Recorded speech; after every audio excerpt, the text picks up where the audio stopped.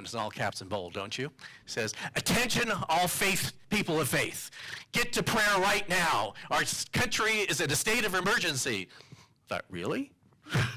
I was just having my second cup of coffee in the morning, and I didn't realize that we were in a state of emergency. And so she sent this picture, and it was of a well-known political figure on like a third-story balcony of a hotel with a machine gun shooting people. And I thought, yeah, I might be gullible, but I'm not this gullible. So I thought, well, if this is true, it would have to be on every news station in the world at this point, because it's really a huge political figure that we all know. You may like the person or not, but it would be big news. And so, I turn on the TV, nothing. Look in social media, nothing. And then I went back to the post, and in the little comments, someone said, "Ever hear of Facebook?" I'm sorry, ever hear of Photoshop? So we accept things sometimes that maybe feed what we believe.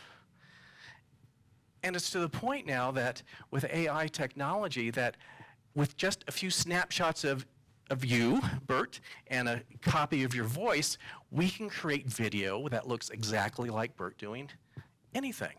So in days of old, it would be like, I've got the film, I've got the proof. You remember the older movies, like it was, you've got the reporter seeking the truth, and finally, against all odds, we put it on the front of the paper, and everything got healed. It's like, that doesn't happen anymore. Like, well, I don't know if that is true. What's your sources? Is it a source that I like? Is it a source that shows up on my Facebook? So again, our outer truth affects our inner truth, and our inner truth affects our outer truth. And I think what our lesson right now to the day is of our discernment capabilities. And I'm not here to tell you to believe anything. I'm just saying that as we look inwardly and outwardly, we're being asked to take some time to ask some questions. I have this interesting quote from Deepak Chopra. He says, "What you see, you become. What you see is a selective act of attention and interpretation. Although you are inundated by billions of bits of sensory impulses every moment, you selectively filter out the vast majority, allowing only a very small fraction into your awareness. What you allow into your awareness is determined by your habitual patterns of seeing and interpreting the world. Your attention and interpretations create what you see and ultimately determine what you believe. A belief is simply an interpretation that you hold to be true." So I was off last week, but I think the week before I sounded the alarm. Thanksgiving is coming. And for some of you, that may not be a great experience. In fact, someone afterwards said, "My family is great. We all agree and we have a great time. You should really, make room for us." Okay. There's occasionally you can win the lottery. Well, just saying that as we bring people together in our families, especially now, there are differences of opinion. And we all have our own set of evidence and proof. And so how can we, in a sense, elevate ourselves to be open at the top, to be present? Because what I have been working on within myself, it's not a matter of getting what is absolutely true. It's practicing what we teach in our philosophy, that the presence of God is in all things, and we have to be with it all. And that is exactly the opposite message we're getting from much of the world right now. The message we get is that we need to cordon it off and get rid of anything else, as opposed to, in some way, embrace it all. And it's not easy, especially when we have our evidence that's so dear to us all. It's so difficult to just somehow embrace it all. It doesn't mean you agree with it all. It doesn't mean that there aren't things in the world that you feel inspired to do to make the world a better place. But at the same time, we have to embrace it all. What's that the whole saying, what we resist persists? So the more you think your family at Thanksgiving have lost their minds, the more they will appear to have done so. as you will have appeared to have you presented to the same to them. And so, and the old saying goes is that you keep repeating the same thing until you break the pattern. So I'm not exactly sure with what's going on in the world right now, these last couple of years especially, but there's a lot for us to learn right now. And there's a sense of, I think, going within and being humble in a different way. So let's talk about seeking our truth in a more fun way. I think I could use a little fun. So if you read my blog this week, I talked about one of my favorite movies, A Room with a View. Who has seen this? In 1985. What you didn't know is that it's a very deep metaphysical movie. It really is. It is about a person who has been led to believe that they are supposed to lead a certain type of life, and through a great inner discernment finds great freedom in the life that she wanted to always live. Doesn't that sound great? So, but here's the fun thing about it. So it's a romantic comedy, and we all know how it's going to end from the first frame. In fact, we're counting on it ending the way that we want it to end. Everybody gets with the person we want them to get with. So that's a given. But it's how they get there that is fun and interesting and where we learn the lessons. Now, the analogy is that the presence of the divine is in all things, including everyone right here.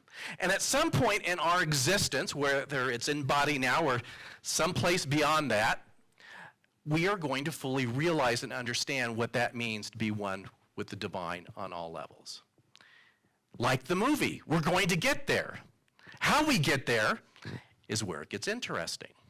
So that's what the part of the movie we are in right now is how are we getting there? It's guaranteed. It'll take some of us much longer than others, but it doesn't matter. We're all getting there. You know, it's like the view from the top. There's where we're all going, and we're all going to get there. So again, with A Room with a View, the view is the metaphor for truth and insight. So our heroine, Lucy Honeychurch, who lives in Edwardian England, and in the book and in the movie, it's presented as being a very stuffy kind of time, you know, high collars and parasols for women, that the big adventure is to go to Italy, because that's where, you know, you might get into a little bit of trouble without everyone at home getting to know that. In fact, one of the characters says, you go to Italy not for comfort, but for life.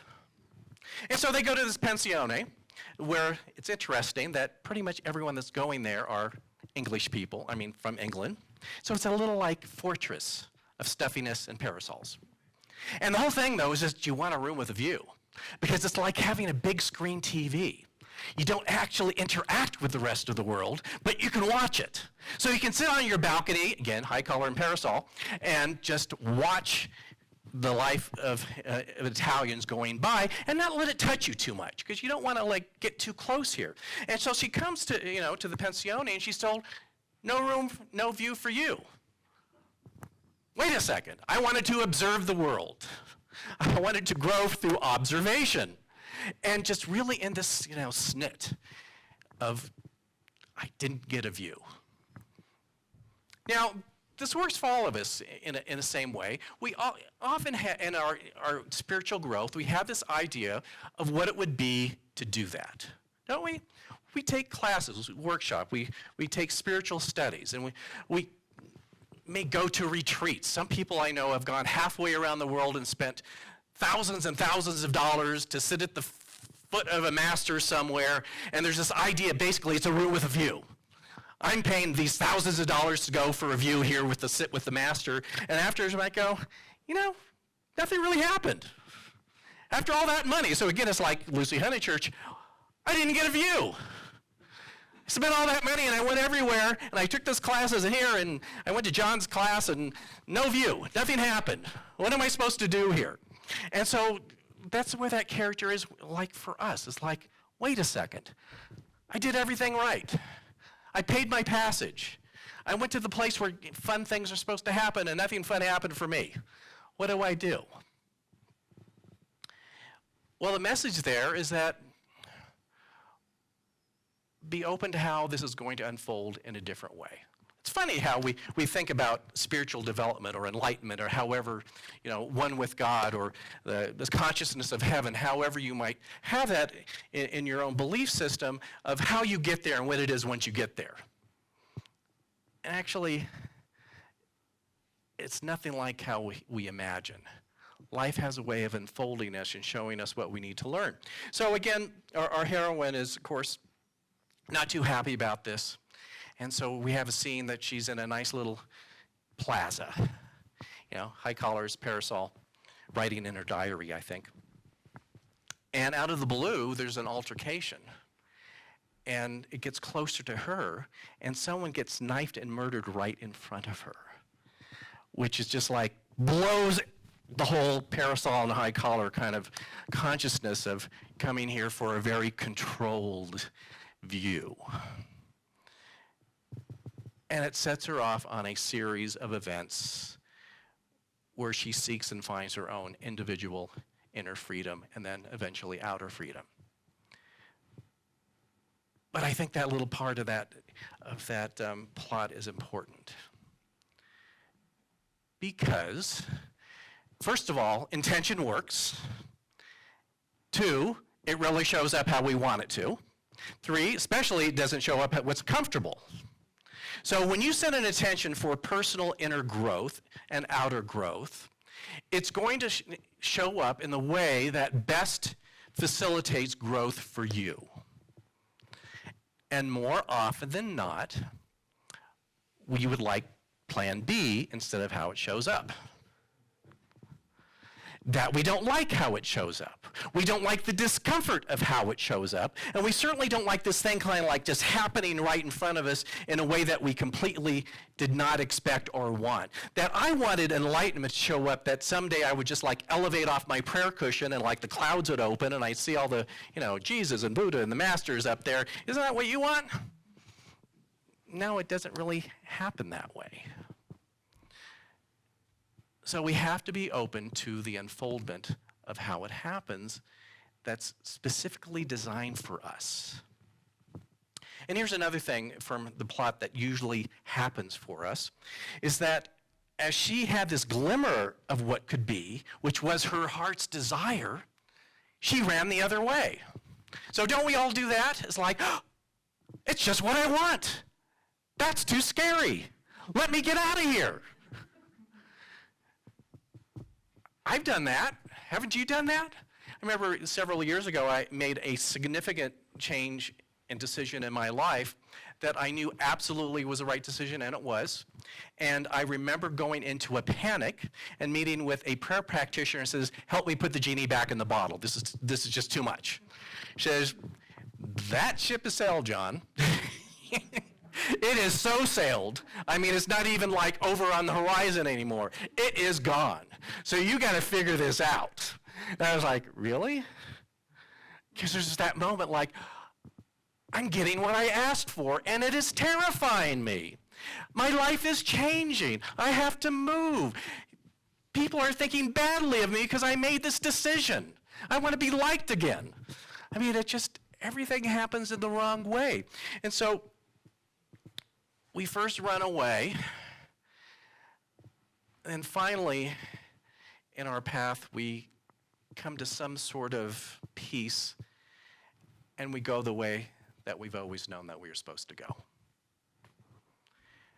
Sometimes that process takes days, sometimes it takes years. It's different for every circumstance, but that seems to be the way that it works. And I look again at this time of history. My analogy, which I use often on Sundays, is that I feel a bit like I'm stuck in a Twilight Zone episode, and I'm not sure when this is all going to end. Like I keep waiting for Rod Sterling to come out with that cigarette and pins, little suit thing and say, the lesson's over, here we go, let's get back to whatever normalcy is going to be. But I don't think that's going to happen. I think just like the plot of A Room with a View, we are going someplace within ourselves that will outpicture in a surprising way. Just one thing I want to close with you that I think is pertinent for me this week. There's a quote I use occasionally from the Gospel of Thomas. Gospel of Thomas is a gospel that was found or rediscovered in what we call the Dead Sea Scrolls in the 1940s, I believe. So it didn't make the cut of the Bible that we're all accustomed to, but there's still lots of other great material, including this. And it's what they call a sayings gospel, meaning we're used to, if you were raised in Christianity or found your way to Christianity, gospels that in the Bible that we're used to is a storyline. The Gospel of Thomas is a sayings gospel, which is just saying after saying supposed words of Jesus. And he says here, seek until you find. Once a person finds, they will be troubled. And out of their troubledness, they will eventually be in awe and rule over all. So we're in the real troubled stage right now. I think we are seeking to find something. And again, we all have our different interpretations of what it's looking for, what's true, of our own list of who's out of their mind and who's not. And we're all troubled and we don't know where we're going and we just want to be done with this. And in this it says, out of our troubledness, we will find awe. Now, what that means to me, in a sense, we find a greater sense of truth. But again, just saying truth, there can be this dividing line. It's true, it's not true. I think it's true. No, I think it's not true. But for me, to be in awe in this context is to find a sense of humbleness. It almost doesn't matter what's true. I'm going to embrace it all. So to be in awe is to know that this thing that we call God and the divine and the universe is so huge that I couldn't possibly comprehend it all. Maybe a little piece. So to be in awe is to be humbled and to know, like I believe, the more I know that I don't know. And the last bit, and it says to rule over all. Now our egos tell us, yes, I know everything, so I have a sense of power.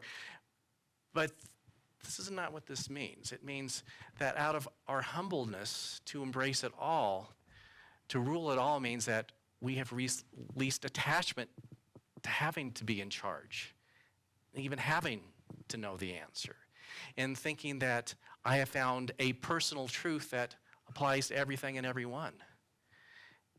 You rule it all by giving up your need to rule it all, if that makes any sort of sense. So I think that's the lesson of our times right now. Breathe in the view. Who knows what that view means? So let's just take this within. First and foremost, as we understand and accept and embrace presence of the divine of God in all things, in all situations, in all people, including ourselves. We know that presence inspires. It opens up our minds to greater understandings. And it opens us up to being literally open at the top. To just be receptive. To not judge. To just be present, and to be vessels of great healing and change in the world today.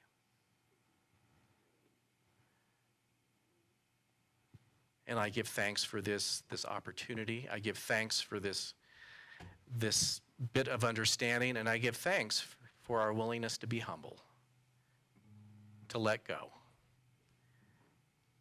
and to help make the world a better place in the process. So we release this intention in great joy. We release it into the heart of God, into the creative medium, knowing that once we truly let it go, amazing things happen. And so it is.